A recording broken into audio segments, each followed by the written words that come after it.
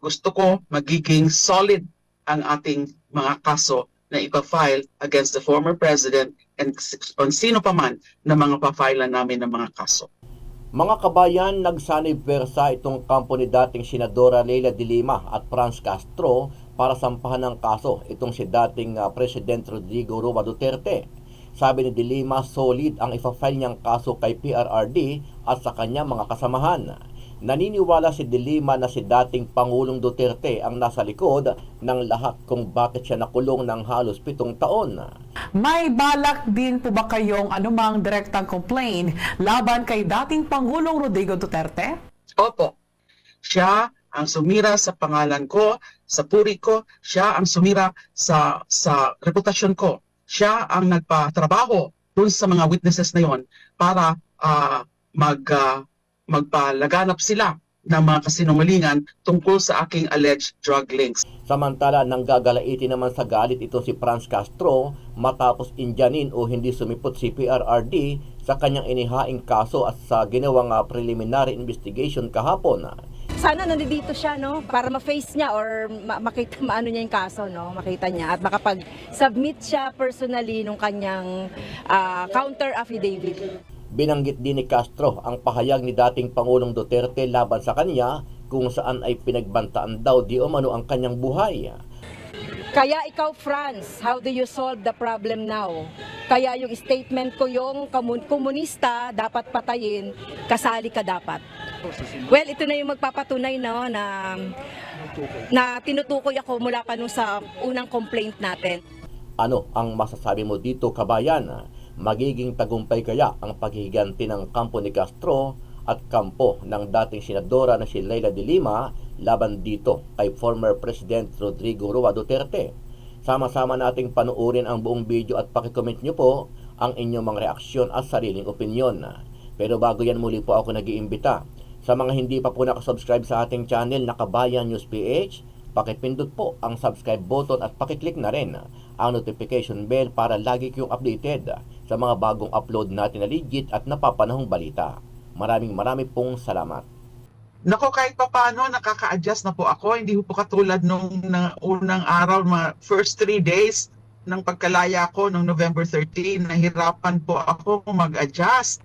Kasi bigla ho yung naging iba yung environment sa pagkakulong, and then biglang nandyan na naman yung nanibago po talaga ako sa paligid na masyadong maraming tao, maski sa traffic and all, na marami po akong nakakausap at pumupunta po sa akin, marami pong nag-i-interview rin po sa akin, kaya medyo nanibago po ako. Pero ngayon, unti-unti na po akong nakakaano ng aking bearings, so to speak.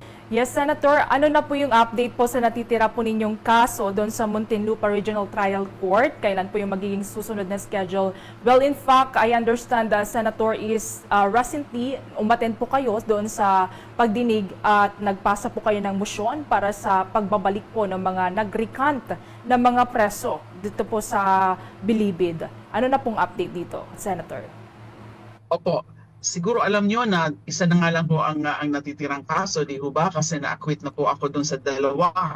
Now, ito pong natitira ay ready na po kaming mag-file ng aming formal offer, ng aming objections and comments doon sa formal offer ng opposition ng kanilang exhibits. And then balak ho ng aking abogado na mag-file ng demurrer to evidence. Kapag mapagbigyan hon, kapag mag-grant yun, ay lubusan na hong madidismiss, wala na ho ang kaso na yan. So it's going to be also tantamount to acquittal. Kung hindi po mag-grant, magpe-present po kami ng defense evidence. Now, tungkol naman po dun sa mga PDL witnesses na nag-signify ng intention to recant, bale, pito po yung mga latest, 2 yung about sometime in October, and then recently, 7 po sila. So, siyam ho, yung 2 ho na transfer na ho sa New Bilibid Prison.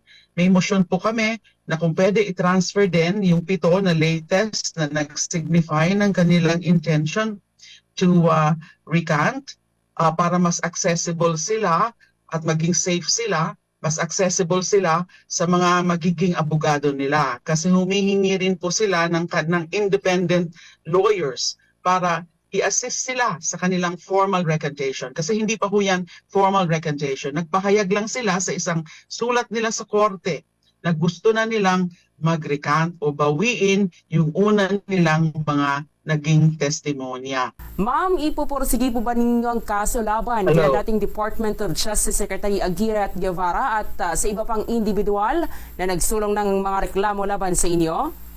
Sa ngayon ho, meron na nga po yung pinapabalik sa Office of the Ombudsman ng CA yung aming dating reklamo sa kanila. Yun yung paglagay nila sa Witness Protection Program ng mga PDL witnesses na yan na hindi naman sila qualified to be covered by the Witness Protection Program.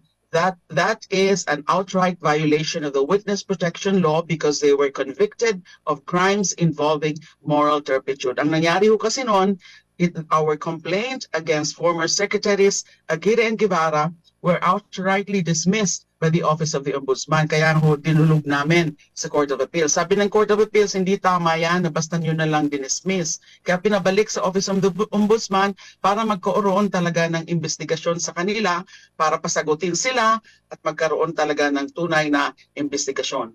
So sa ngayon, sapat muna yung kaso na yan against those two former secretaries. Tingnan natin kung ano yung mangyayari yon kasi maling-mali talaga yung paglagay nila sa Witness Protection Program tsaka yung paggamit sa kanila bilang mga state witnesses. Disqualified ho dapat sila.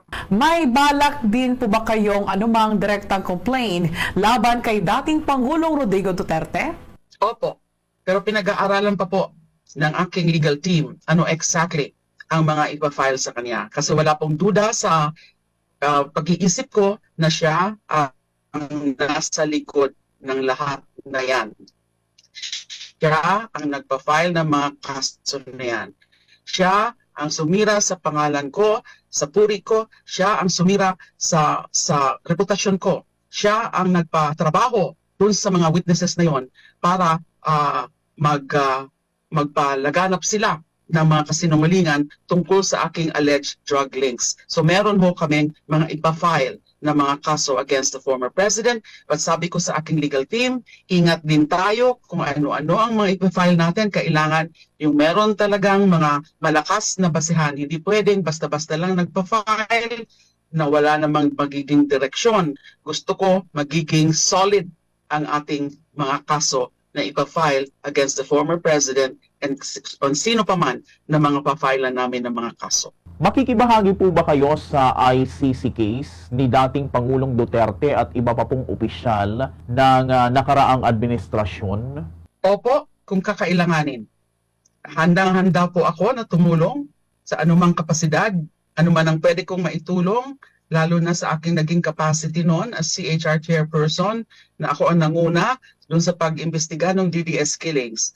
Nung aking capacity rin as chairperson of the Senate Committee on Justice and Human Rights, bago po ako inalis nila, ay meron po ako mga kaalaman dyan na pwede kong ibahagi sa ICC, specifically sa ICC investigation team na makakatulong sa kanila.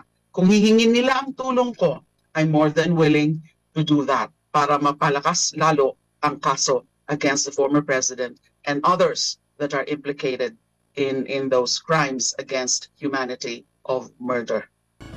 Naisa na ni ACT Teachers Representative Franz Castro na dumalo sa preliminary investigation kanina sa kanyang reklamong grave threat si dating Pangulong Rodrigo Duterte. Pero hindi sumipot ang dating presidente. Sa halip, ayon sa legal team ni Castro, may dalawang abogado na nag-enter ng kanilang appearance para kay Duterte. Ayon kay Attorney Rico Domingo, abogado ni Castro, sinabi ng nagpakilalang mga abogado ng dating Pangulo na hindi pa nila natanggap ang subpoena at ang complaint affidavit ni Castro. Sana nandito siya, no, para ma-face niya or makita maano niya yung kaso, no, makita niya at makapag-submit siya personally nung kanyang counter affidavit. Hindi namin sasabihin delaying tactic yon. Ang kanilang sinasabi, hindi pa raw natatanggap ang subpoena at complaint affidavit ni Congresswoman Franz Castro. Kaya ang ginawa ng fiscal, binigyan po sila ng another copy na they officially received this afternoon. Kaugnay niyan, Jun, ay itinakda ng piskalya ang susunod na pagdinig sa December 15, 2023. Dito inaasahan na formal nang sasagutin ng dating Pangulo sa pamamagitan ng counter affidavit ang reklamo sa kanya. Samantala, naghain kanina ng supplemental complaint affidavit si Castro. Anya, muli siyang pinagbantaan ng dating Pangulo noong November 16 sa kanyang programa sa SMNI na Gikan sa Masa para sa Masa.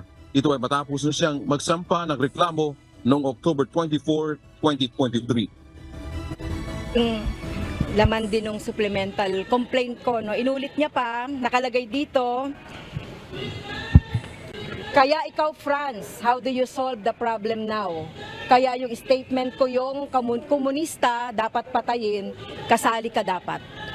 Well, ito na yung magpapatunay, no, na tinutukoy ako mula pa nung sa unang complaint natin. Meron bang lalabaging batas si dating Pangulong Rodrigo Duterte kung hindi siya magpapakita doon sa korte na yun?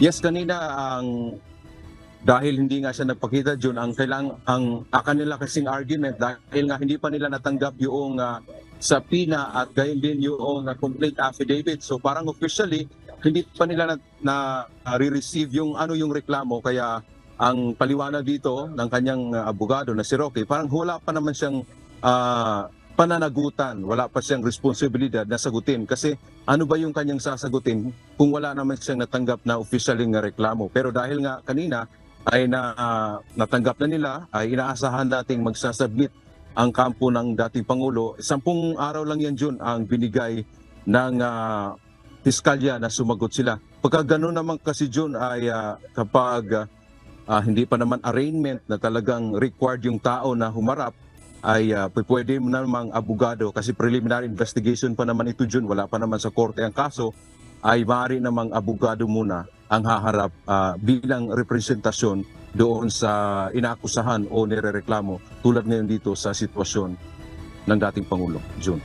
Oo, Dante, para malinaw, kahit pa halimbawa mabasa na o makarating na nga sa kampo ni dating Pangulong Rodrigo Duterte, hindi siya required doon sa piskalya na magpakita personally. Pero usually ang nangyayari dyan, ang mga abogado naman ang humaharap sa kanila kasi ang isang sinumpaang salaysay, itong counter affidavit, halimbawa, ito ngayon kay dating Pangulong Rodrigo Duterte, ay maaari namang manumpa siya hindi sa harap mismo ng prosecutor ng Quezon City. Ang halimbawa natin dyan, June, ay itong kaso ngayon na nasa korte na ni dating Bureau of Corrections Chief Gerald Bantag. Noong nag-submit siya ng counter affidavit, June, humarap siya sa piskal ng Baguio City, which is doon nga siya nakatira, at yung ang kanyang namang abogado ang nagdala ng kanyang sworn affidavit dyan sa Department of Justice. Pero kapag naakyat na yan, June, sa korte, itong tinatawag na nilang arraignment, kung saan babasahan na ng sakdal, kailangan na talagang humarap itong nirereklamo o yung inaakusahan. Kung sa part na yan ay si dating Pangulong Rodrigo Duterte. Kung makakita ng sapat na batayan ang ating pong piskalya na kailangang iakyat ang kaso sa korte, June. So ibig sabihin nga, pag nasa piskalya pa lang, hindi required.